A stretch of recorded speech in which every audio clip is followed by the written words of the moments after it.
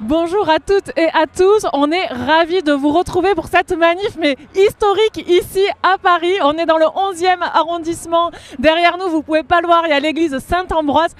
Et Yann, on peut dire que c'est hallucinant le monde qu'il y a, mais là il y a une marée humaine de ce côté et de ce côté. Oui, c'est un raz-de-marée, tu viens de le dire Julia, c'est le cas à Paris, mais c'est le cas aussi dans toutes les villes de France. Depuis ce matin, depuis 9 h, on nous annonce des cortèges qui font péter tous les scores. On n'a jamais eu autant de monde dans la rue depuis le début de ce mouvement des retraites.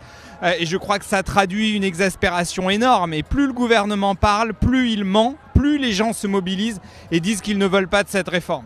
Mais là, ils pariaient sur un essoufflement de la mobilisation. On peut dire que c'est loupé et là, il va falloir qu'ils entendent. Ah mais très clairement, échec total pour le gouvernement et réussite totale pour les organisations syndicales. Tous ceux qui se mobilisent depuis maintenant des semaines, le monde du travail, la France du travail qui en a ras-le-bol qu'on lui demande de consentir à des efforts supplémentaires, alors que la même semaine, on apprend par exemple que Total enregistre 20 milliards d'euros de bénéfices, que son patron qui gagne 500 000 euros par mois nous explique dans le Parisien que cette réforme serait une réforme de bon sens.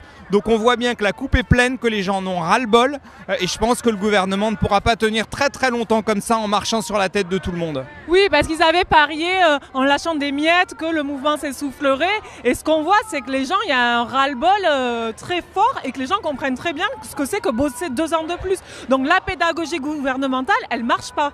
Au contraire, tous les jours, on voit les nouveaux mensonges du gouvernement.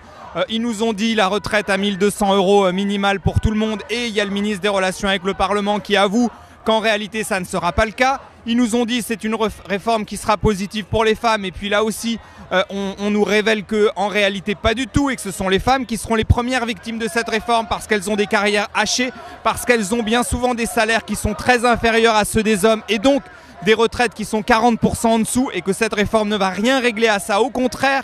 Et donc au final, je pense que le gouvernement va finir par devoir lâcher, la mobilisation va continuer. Il ferait bien d'écouter un peu ce qui se passe dans le pays plutôt que d'humilier tout le monde et de partir du principe que personne n'a rien compris. Les Français, ils ont bien compris, ils en ont marre et ils ont envie de se débarrasser de cette réforme.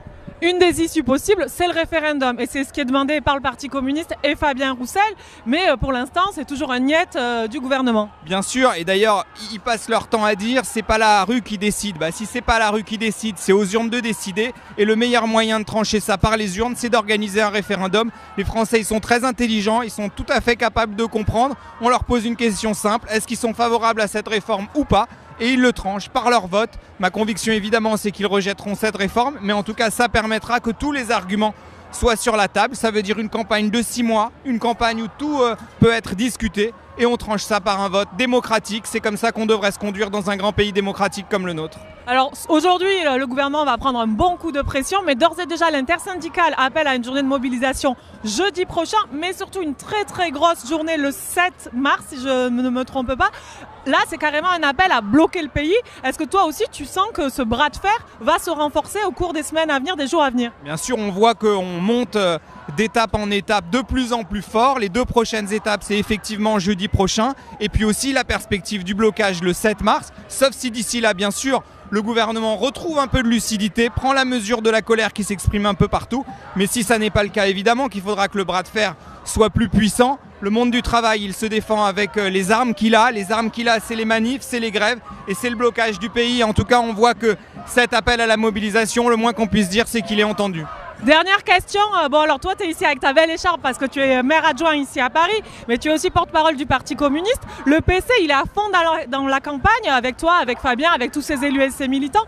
Qu'est-ce qu'il apporte le Parti communiste actuellement? Le Parti communiste, ce qu'il apporte, c'est d'abord la défense du monde du travail, la France du travail. Fabien Roussel avait posé cette question il y a plusieurs mois déjà, remettre le travail au cœur du débat, faire en sorte qu'on puisse travailler dignement, vivre de son travail, avoir accès à un bon travail, avoir accès aussi à un repos à l'issue d'une vie de travail, la retraite, ce pourquoi nous nous sommes toujours battus. Et je pense qu'aujourd'hui on a besoin du Parti communiste pour redonner un peu d'espoir, une gauche qui soit une gauche populaire, bienveillante, qui donne un peu de bonheur. Je pense qu'on a besoin de ça. Et ce que les gens disent ici, c'est aussi ça, il y a de la joie dans les manifs. Il y a des gens qui viennent avec leur famille, avec leurs voisins, avec leurs amis. Et je pense que le Parti communiste, il est au diapason de ça. Et on me dit, tu me confirmes qu'on fait pas mal d'adhésions en ce moment, et notamment dans les manifs, tu me confirmes ça? Absolument, plusieurs centaines d'adhésions depuis le début de ce mouvement, plusieurs centaines d'adhésions au Parti communiste, parce que beaucoup de gens se disent que c'est en étant ensemble qu'on peut y arriver, en étant ensemble et en étant organisés. Et c'est le Parti communiste qui permet ça. En la jouant collectif. Merci beaucoup Yann, je te laisse retourner en manif et nous on va continuer ce live en accueillant des gens. Alors là on va accueillir quelqu'un que vous avez déjà vu sur ces lives, mais j'ai souhaité qu'elle revienne par ici. Viens ici Rachel.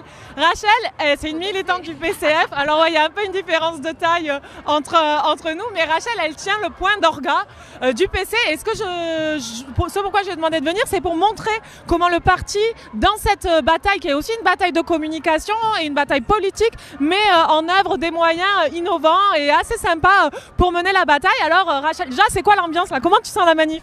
Alors déjà, bon, une ambiance de folie, le carré de tête est même pas encore passé alors que ça fait plus d'une heure que ça a démarré.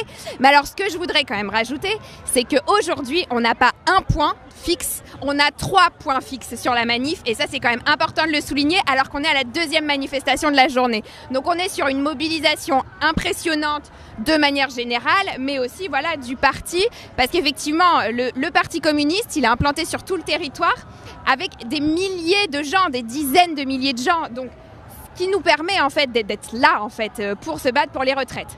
Et alors si vous voulez... Oui. Et alors qu'est-ce qu'on peut trouver sur le point du parti? Parce que là il y a ça, c'est en train de devenir, mais alors collector de chez collector. Ce visuel, c'est quelque chose qui devient assez iconique dans la campagne. Alors vas-y, montre-nous Rachel ce qu'on peut trouver sur le point du parti. Effectivement, sur le point du parti, donc du stand national, donc qui est en face de l'église Saint-Ambroise, si je ne me trompe pas, vous avez plusieurs choses. Donc ça va des articles gratuits à ceux au prix libre, à ceux en vente. Donc déjà, en gratuit, on a par exemple le préservatif. Donc là, tous les jeunes peuvent venir le chercher parce que la prévention, c'est important. Ensuite, on a des badges. Alors là, je vais vous montrer celui du parti, mais on en a plein.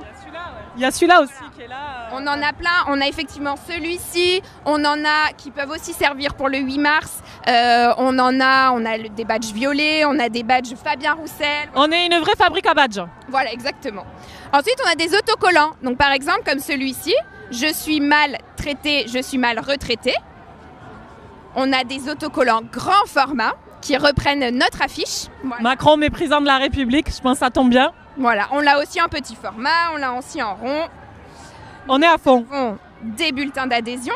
Hyper important, à tous les camarades, à tous les potes qui nous regardent, faites des adhésions pendant les manifs, renforcez le parti. Et on a des outils pour ça. Des masques, des tote bags.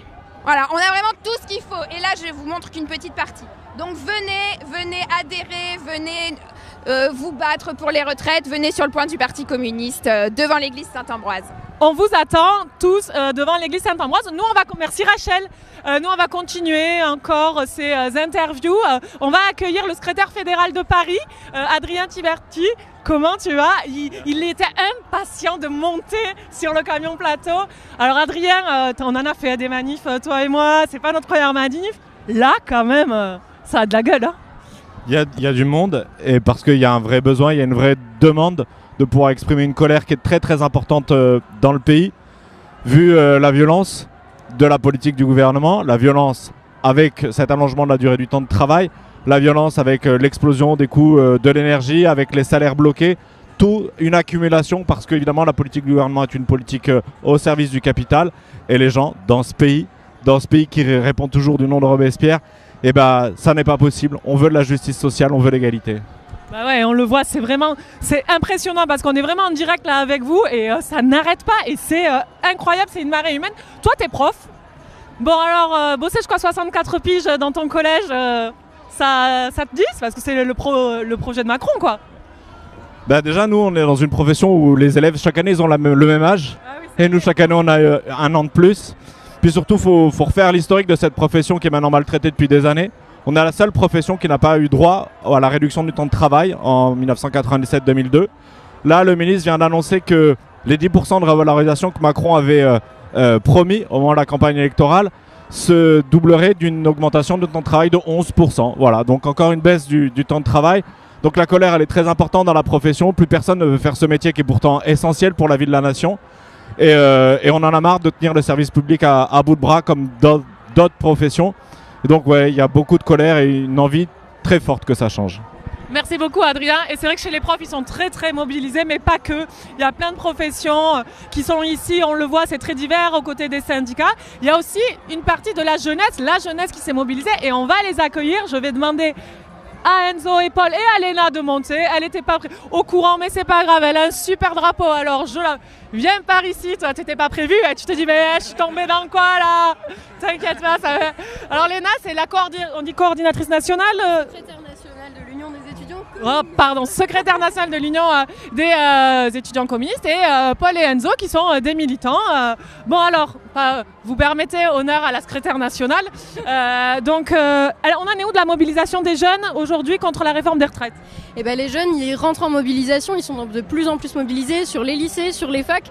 On voit que les universités notamment, parce que c'est ce que je connais le mieux, ça commence à bien massifier dans les assemblées générales. On a quelques blocages ponctuels sur les jours de manifestation et ça rentre dans la danse et ça va rentrer de plus en plus dans la danse, on l'espère notamment jeudi prochain. Alors qu'est-ce qui se dit dans ces AG étudiantes justement par rapport à la réforme Macron? Eh ben, que la réforme elle est très injuste, qu'aujourd'hui on nous pousse à faire des études longues et toutes ces études longues, eh ben, en fait c'est des années qu'on cotise pas puisqu'on n'est pas travailleur encore et travailleuse et entre ça, la sélection et le premier emploi stable c'est 27 ans. 27 ans, donc entre 23 où on sort de master et 27 ans, il y a des années où on fait des contrats précaires, des mi-temps où les cotisations, bah, on n'en a pas tellement quoi. Et je te pose une dernière question qui est liée à l'orga, parce que bon, il y a l'UEC d'un côté, pour ceux qui ne connaissent pas, l'Union des étudiants communistes, et la jeunesse communiste. Vous en êtes où, vous, de la mobilisation? J'imagine que vous êtes au taquet contre cette réforme partout en France. Et oui, nous, les fédérations se massifient aussi. On a eu 500 adhésions en 2 mobilisations. Donc c'est énorme, énormément de contacts. 500 adhésions. Mais il va y avoir challenge avec le PCF, hein? Bah, je pense, ouais, j'espère. Et là, aujourd'hui, notamment, on voit dans les cortèges jeunes qu'il y a beaucoup de contacts. Des gens qui ne sont pas encore adhérents, mais qui vont adhérer, on espère. Qui sont là, c'est leur première manif et ils sont contents d'être là aux côtés de la JC et de l'UEC. Ben, merci Léna, c'est super. Tu nous as mis la pression en termes d'adhésion. Et donc Enzo et Paul, vous, alors pour ceux qui ne les connaissent pas, moi je les connais un peu parce qu'à la fête de l'UMA, il y a un garçon pas trop connu qui s'appelle Fabien Roussel qui a un peu célébré leur union. C'était un beau moment, on était tous émus. Donc les garçons, pourquoi vous êtes là vous ce soir, aujourd'hui, pas ce soir? C'est l'église, c'est l'inspiration, c'est l'amour. Donc pourquoi vous vous mobilisez avec Léna et toute la jeunesse? Parce qu'on sait qu'aujourd'hui la jeunesse, on a du mal à rentrer dans le marché du travail, on fait tous des travaux précaires pendant 5 ou 10 ans et qu'on va nous demander de travailler encore plus. Moi j'ai commencé à travailler à 18 ans comme éboueur, je vois mal mes collègues aujourd'hui qui ont commencé comme moi à 18 ans éboueur travailler jusqu'à 64 ans, 65 ans, 67 ans parce qu'on a des travails précaires, parce qu'on va travailler 2-3 semaines par-ci par-là, on va pas cotiser un trimestre fou avant de pouvoir accéder aux retraites dès le début de notre carrière. On nous dit qu'on aurait peut-être le droit aux carrières longues, sauf qu'il faut cotiser un certain nombre de trimestres pour accéder aux carrières longues et qu'on les aura jamais cotisées parce qu'on a des mi-temps, parce qu'on a du travail partiel ou qu'on on traverse des longues périodes de chômage avant de travailler 1 ou 2 semaines. Donc on se rend compte qu'en fait on va travailler des années et des années et qu'à un moment donné notre corps il suit plus. Et même dès 18 ans ou 20 ans, certains ont des problèmes de dos dans leur travail et on ne va pas les faire travailler jusqu'à... Il n'y a pas d'exosquelette? Je croyais que vous aviez des exosquelettes. C'est ce que dit le gouvernement, quoi. Bah, je pense qu'il y a peut-être 2-3 personnes qui ont des exosquelettes, mais d'ici à ce que des millions de travailleurs aient des exosquelettes qui coûtent des millions d'euros pour tous les travailleurs, il faudrait peut-être que les entreprises investissent aussi pour la qualité de vie des travailleurs avant que le gouvernement dise que tous les travailleurs vivent dans de bonnes conditions, ce qui est totalement faux. Et toi aussi alors, même question? Moi je... Personnellement, je pense que les premiers de cordée qui sont pas forcément les jeunes, mais quand même par leurs emplois précaires, souvent chez McDo ou éboueurs, et avec la sélection qui s'ouvre au lycée et à l'université et encore dans les échelons de l'université, plus on sélectionne, moins on aura d'offres d'emploi stables. On n'est pas comme ceux de nos parents, nos grands-parents qui étaient dans un seul et même emploi toute la vie. Nous, avec la sélection, on a plus de difficultés à accéder au travail. Pour être enseignant-chercheur, c'est encore plus compliqué. Donc on a des postes qui s'ouvrent, mais qui sont extrêmement précaires. Les ATR, c'est précaire. Même quand tu es prof CAPES, c'est très précaire. Même à la SNCF, ils prennent plus d'intérimaires chez les jeunes que de contrats contrat, bien qu'il y ait un nouveau cadre social. Donc entre cette sélection, les cadres sociaux qui sont de plus en plus tendus et aussi le début de la précarité, parce que une députée En Marche a dit il faut pas donner le repas à 1 euro aux étudiants parce qu'ils sont précaires et qu'ils en ont besoin, mais il faut quand même pas leur donner, une retraite. Merci beaucoup et allez en manif et on se retrouvera déjà jeudi prochain, on le rappelle, prochaine journée de mobilisation, c'est jeudi. Nous on va continuer à faire la manif, on va continuer à mettre la pression au gouvernement. On se retrouve jeudi prochain à Paris et dans toute la France. Et d'ici là, n'hésitez pas à manifester, faites-vous entendre. Et pour tous les camarades, faites des adhèses et renforcez le Parti communiste. On va gagner, croyons-y. Je compte sur vous, à la prochaine.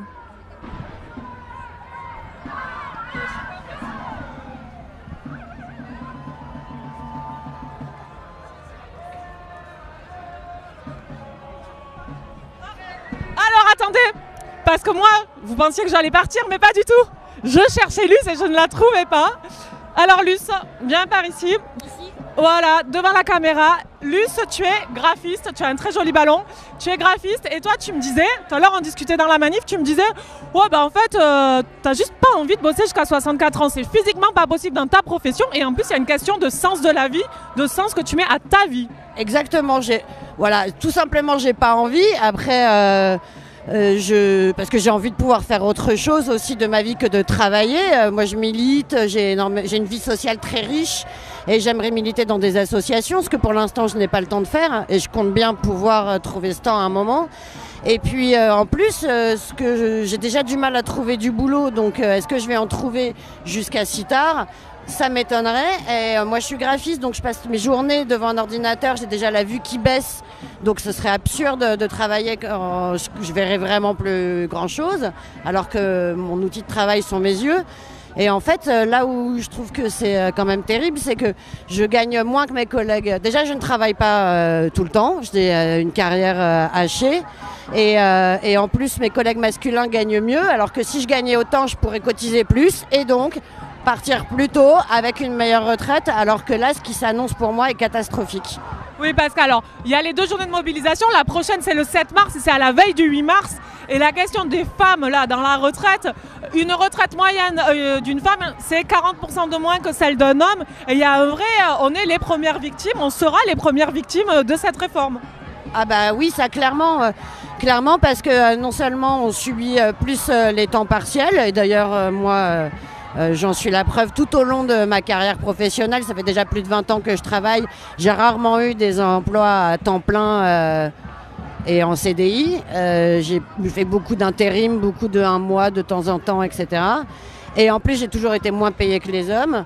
Et voilà, donc forcément, on aura des plus petites retraites, on sera obligé de travailler plus longtemps pour avoir des retraites décentes. Et de la pauvreté. Et de la pauvreté. Et puis en plus, moi, je vis seule, je n'ai ni partenaire dans ma vie, ni enfant, donc je peux compter que sur moi, j'ai pas de patrimoine, donc j'espère bien pouvoir vivre du fruit de mon travail et dignement. Merci beaucoup, Luce. Je te laisse retourner à la manif. On vous salue aussi. Alors j'ai vu qu'il y avait Naïm, je voulais interroger Naïm sur le... Est-ce que tu vois Gérald? Ah bah tiens Céline, viens par ici toi. Monte-moi, allez, viens, monte sur le camion. On va attendre. Il y a la présidente du groupe à la région qui va nous rejoindre. Entre-temps, je voulais vous parler du rôle de l'Humanité, le journal L'Humanité qui mène la bataille et qui a décrypté dans un hors-série exceptionnel la réforme Macron point par point. Achetez-le, offrez-le, faites des abonnements. C'est un outil pédagogique hyper utile, hyper efficace dans la lutte et vraiment, on compte sur vous. L'UMA, c'est génial et joue un rôle fabuleux dans cette mobilisation. Sans plus attendre, Céline Malaisé, c'est bien, il y a plein de femmes qui montent et qui mènent la lutte. Céline, elle est la présidente du groupe communiste au Conseil régional d'Île-de-France. Elle est à la tête d'une bataille alors qu'il n'y a rien, pas trop de lien, mais quoique, avec la bataille des retraites, c'est la bataille pour les transports en Île-de-France avec Stop Galère. Est-ce qu'avant de parler retraite, tu peux nous dire où on en est parce que pour tous les franciliens, prendre le métro, c'est devenu une aventure pas très réjouissante. On a des mauvaises conditions de transport. Les salariés de la RATP ont des mauvaises conditions de travail. Et toi, tu as lancé une pétition qui cartonne. Est-ce que tu peux nous dire en quelques mots où on en est ? Donc on a lancé une pétition avec l'ensemble des forces de gauche, politiques, syndicales, des assos d'usagers. On est à 55 000 parrainages, des centaines de milliers d'usagers et surtout on a pointé les responsables et les responsabilités de la catastrophe des transports que nous vivons actuellement, qui sont essentiellement dans la personne de Valérie Pécresse, et on tente de faire stopper le processus de privatisation des transports en commun en Île-de-France. Et ça avance. Et ça peut à voir avec les retraites parce que la question du recrutement des agents dans les transports, que ce soit pour la RATP mais aussi pour la SNCF, c'est en lien aussi avec leurs régimes spéciaux qui sont des régimes pionniers qu'il faut défendre. Et d'ailleurs, nos députés ont parlé de la campagne Stop Galère dans l'hémicycle cette semaine, ont expliqué que ces régimes dits spéciaux, mais qu'il faudrait élargir à d'autres, sont une des conditions pour pouvoir recruter suffisamment d'agents pour faire fonctionner des transports de qualité et qui restent publics. Oui, parce qu'une des raisons au fait qu'il y a moins de trains ou de bus, c'est qu'on n'arrive pas à recruter des conducteurs parce que c'est devenu trop peu avantageux en termes de salaire, en termes de statut social. Alors Valérie Pécresse, elle a fait une petite vidéo pour dire que Beyoncé, l'annulation du concert de Beyoncé, c'était pas sa faute. Elle n'a pas fait de vidéo pour dire que les galères dans les transports, c'était pas sa faute. Donc j'espère qu'elle vous entendra. Et une question comme ça, comment tu sens cette journée-là ? C'est quoi ton émotion, ton sentiment aujourd'hui à Paris devant ce flot de personnes ? C'est que la force est là. Voilà, la force, elle est dans la rue, elle est opposée au projet de retraite à 64 ans. On déferle, on est extrêmement nombreuses et nombreux et motivés. Et plus les porte-paroles de la Macronie parlent, finalement, plus la colère monte.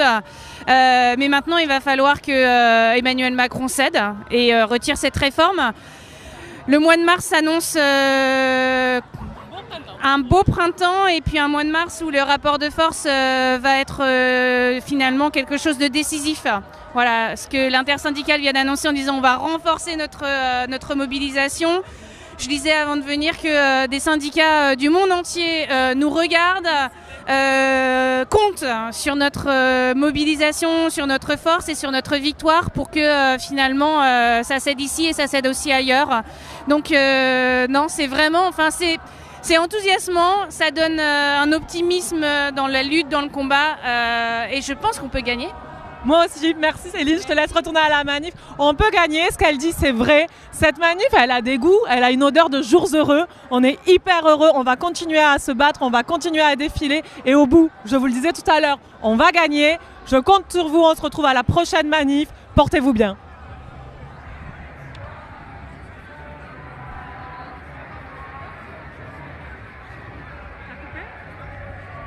Je vais laisser encore un peu de son parce que j'ai du retard.